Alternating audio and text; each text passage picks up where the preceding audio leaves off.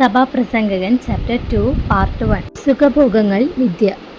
ഞാൻ എന്നോട് തന്നെ പറഞ്ഞു, സുഖഭോഗങ്ങളിൽ ഞാൻ മുഴുകും, ഞാൻ അതിൻ്റെ ആസ്വാദ്യത പരീക്ഷിക്കും, എന്നാൽ ഇതും വിദ്യ തന്നെ.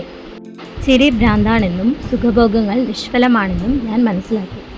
ജ്ഞാനത്തിൽ നിന്ന് മനസ്സിലാകാതെ തന്നെ ശരീരത്തെ വീഞ്ഞുകൊണ്ട് ആഹ്ലാദിപ്പിക്കാൻ ഞാൻ നോക്കി.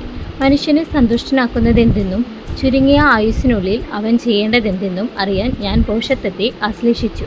ഞാൻ വലിയ കാര്യങ്ങൾ ചെയ്തു. ഞാൻ എനിക്ക് വേണ്ടി മാളികകൾ പണിതു, മുന്തിരിത്തോട്ടങ്ങൾ നട്ടുപിടിപ്പിച്ചു, ഉദ്യാനങ്ങളും ഉപവനങ്ങളും ഉണ്ടാക്കി. അവയിൽ എല്ലാതരം ഫലവൃക്ഷങ്ങളും നട്ടു. തോട്ടം നനയ്ക്കാൻ കുളങ്ങൾ കുഴിച്ചു. എൻ്റെ വീട്ടിൽ പിറന്ന അടിമകൾക്ക് പുറമെ ദാസന്മാരെയും ദാസിമാരെയും ഞാൻ വിലയ്ക്ക് വാങ്ങി. ജെറുസലേമിലെ എൻ്റെ മുൻഗാമികൾക്കുണ്ടായിരുന്നതിനേക്കാൾ അധികം ആടുമാടുകളും എനിക്കുണ്ടായിരുന്നു. സ്വർണവും വെള്ളിയും രാജാക്കന്മാരുടെയും പ്രവിശ്യകളുടെയും ഭണ്ഡാരങ്ങളിലെ ധനവും സ്വന്തമാക്കി. അനേകം ഗായകന്മാരും ഗായികമാരും എനിക്കുണ്ടായിരുന്നു. മനുഷ്യൻ ആഗ്രഹിക്കുന്ന എല്ലാ സുഖഭോഗങ്ങളും ഞാൻ സമ്പാദിച്ചു.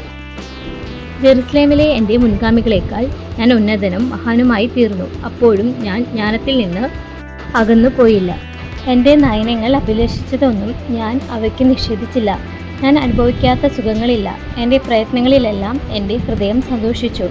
സൂര്യന് കീഴെ ഒരു നേട്ടവുമില്ലെന്ന് എനിക്ക് ബോധ്യപ്പെട്ടു.